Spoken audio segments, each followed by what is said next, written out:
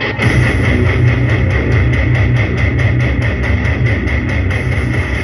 to the circus.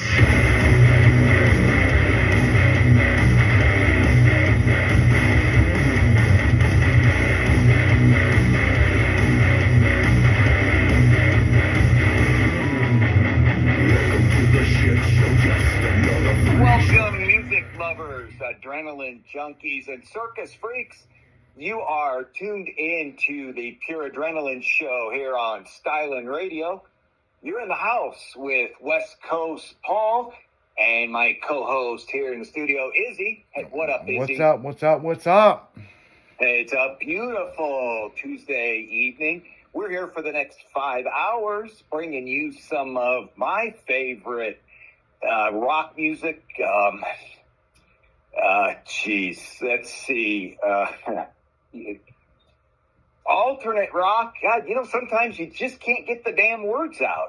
It's amazing what happens. I must need another NOS energy drink, dude. Yeah, Something's going on. Yeah. So, I know today I heard the early show, and that I heard you had a pretty interesting last 3 days. What was that all about? Oh, man. I mean, my life's been a roller coaster for the past 2 weeks, but, my mom's in the hospital. I'm dealing with that issue. And then, Friday I went snowboarding, had a great session. Saturday, went to a concert at the casino, had a great time, you know what I'm saying? And then Sunday I kind of chilled out, but then yesterday, my God, it's the most craziest shit I've ever seen in my life.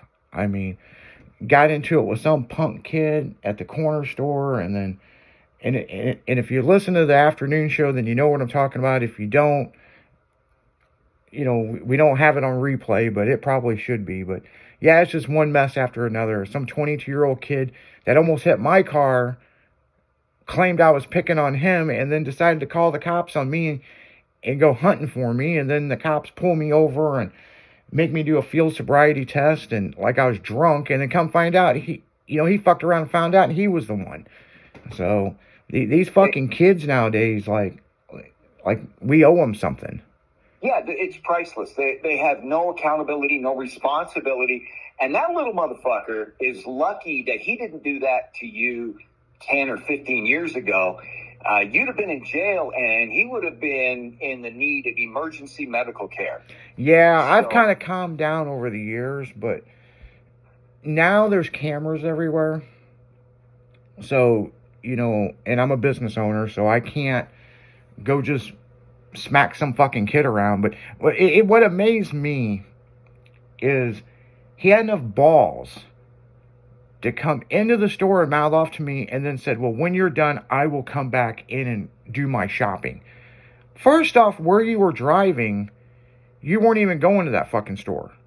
You were arguing with your bitch in the passenger seat, and you saw a nice fucking car, and you floored it, and I slammed on my brakes because I thought you were going to fucking hit me, and laid on the horn. So then, he goes around the corner, I pull into where I'm parking, and then he pulls up behind me like he's tough. And then he tries to claim he was there to get wraps, basically blunt paper to get high. So, listen here, you Crystal Methodist piece of shit. I don't know what beef you got with your girl, but you fucked around and found out the hard way. And this just escalated through the night. It's insane. And we had a problem at the studio and with the mics and stuff, and some software issues. We were able to fix it. And the Leslie's show, we kept going. And then afterwards, after the show, I had bird shit all over my car. I had to fucking wash it off, and then did a little bit of street racing with some guys, and then pulling a Quick Trip to get gas. And next thing I know, the fucking cops are pulling me the fuck over, like, I'm a wanted man. And then I look over, and there's their car in a parking lot. Like, I'm gonna get you, little boy. Like, you're not gonna cut me off and threaten me, when he fucking almost ran into me. So it's pretty fucked up that the road rage with people nowadays, in the younger generation, this kid's eventually going to run across somebody and he's going to get shot. Well, yeah, I was going to add that they don't understand that there's a couple of things. Is one, the longer you live, the more shit you've had to deal with, the more internal, I say rage when you mentioned road rage, but the old Kenny Rogers song, where you've had enough shit and you lock the door and you beat the hell out of people. Yeah. We've had so much shit in our life. Hey, guys out there, listeners, if you're in the younger generations and you got it and you're screwing with somebody that is twice your age or older, we're pissed off. We've lived life and have been screwed by people. And we've had, if we've had kids, that makes it worse. We may have been married and divorced, had 38 jobs. I mean, blah, blah, blah. But I can guarantee you that when push comes to shove, we're motivated to fucking kick your ass. And the only reason we don't do it, just like Izzy said, man, you got businesses, maybe you got a wife, you don't want to be back in jail. But you run your risk. And this isn't the reset button in life. If you're playing a video game and you get your ass beat and you die, you just hit the reset button. In real life, you're in the hospital and shit's wrong. And so, guys out there, hey man, think twice. It used to be respect your elders, used to be don't do this and don't do that. I wish it would get back to that a little bit, because there's no reason anybody Izzy should pull that shit on you. And like I said, he's lucky. He really is lucky, because I know 15 years ago that the blood, that she would have been dialing 911 for them to come, scrape up the bloody body. And that's the other thing is, he jumps out of the car like he's hardcore, and I'm like, okay, it's on now, and he runs up to me like he's gonna do something. Oh man! And what most people do not understand, I carry brass knuckles on me all the time. I have since the first day of high school. I also carry a gun. Just so happened, I didn't have any of those on me. They were in my office desk at the office. I just simply, we were playing music. We were on break. I ran to get a pack of cigarettes because I ran out of cigarettes. And all of a sudden this shit starts. And this dude starts some shit with me in the parking lot. And I'm like, basically laughing at him. And then he does the ultimate thing. Hun, take a picture of his license plate. And I'm like, what do you want me to pose next to the fucking car? Like, you think I'm scared you're going to take a picture of my license plate? You want to know where I live? I live at 12345. Yeah, exactly. Here, I'll invite you over right now. Let's go. I live on a lake next to a big lake. Come around after your body at the bottom of one of those. Yeah, lakes come around after dark and fuck around and find out. Yeah, but exactly. But it's like, it didn't stop there. I know the business real well because I'm in there like every other day. And I went in there and he's like, what the fuck is going on? I'm like, I don't know. You might need to call the cops, And I'm not the kind of guy that calls cops.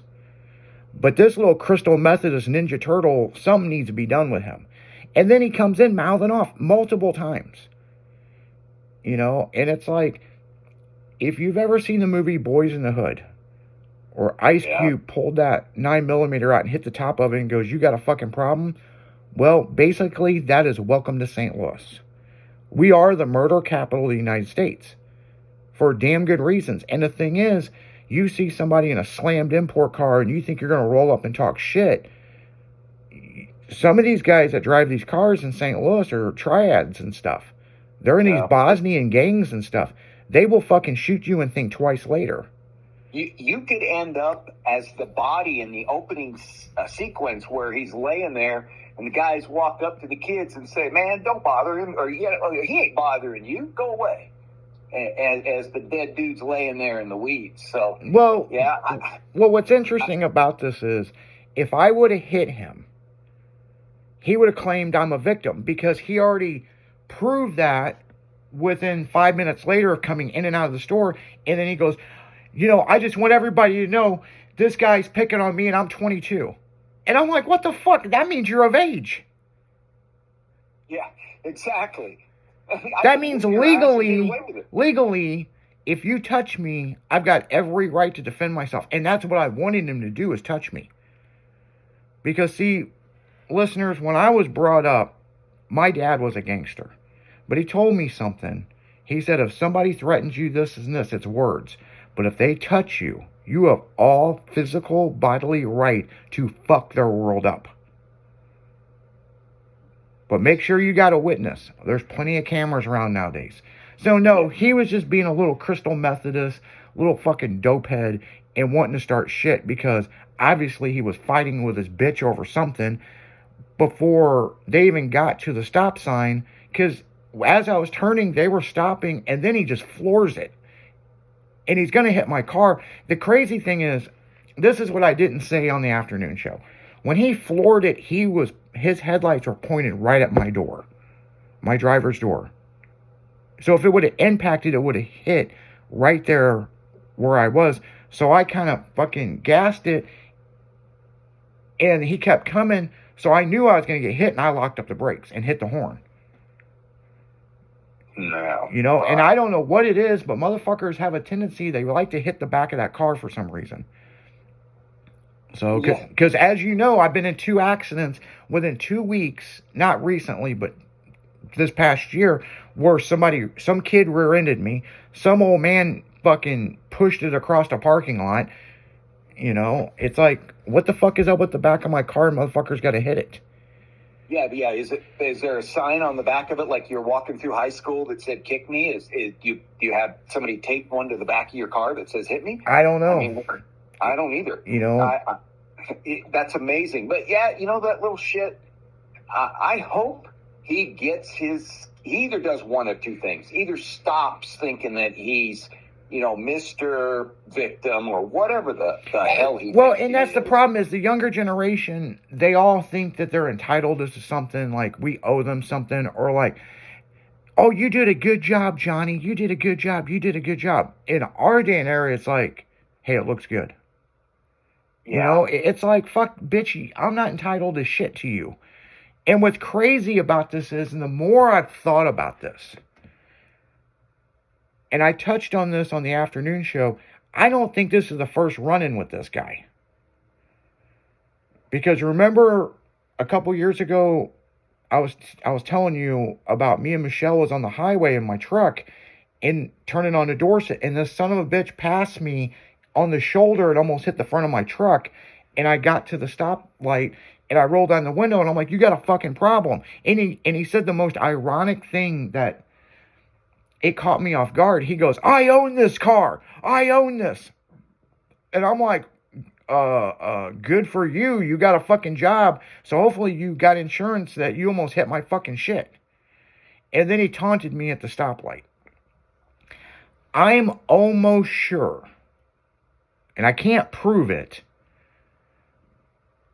I'm almost sure that's the same kid. But I'm going to find out, because if I know where that kid kind of lives, and if it's the same fucking kid, I'm sure this isn't, you know, that this would be the second incident. The third incident, he ain't going to like it. No, there's too many people in East St. Louis that would, hell, almost for free, would love to go have an entertaining physical conversation with him. Oh, yeah. And there's a lot of people I grew up with, they have nothing better to do but, oh, you got a problem? Let me solve it. Yeah. You know, because that's what they like to do. Me, I'm the kind of person, if you got beef with me, don't keyboard commando and talk shit online. Say it to my face. Because you might not like the outcome of what's going to happen. So it's like, man, I'm cool with everybody. I try to be. If you don't fucking like me, I don't give a shit. You don't change my day on the course of what I'm doing to move forward till tomorrow. Tomorrow I'm going to be on the radio. The next day I'm going to be on the radio. I'll be off on the weekend and I'll be back on Monday. I will be doing the same business stuff that I do every day. It doesn't change. Oh, yeah. So, it's that. With all the stuff that's going on, you know, we got Super Bowl and there's racing and other sports stuff that, you know, shit like this is a great way to open up anything for everybody to hear just how much stupidity that.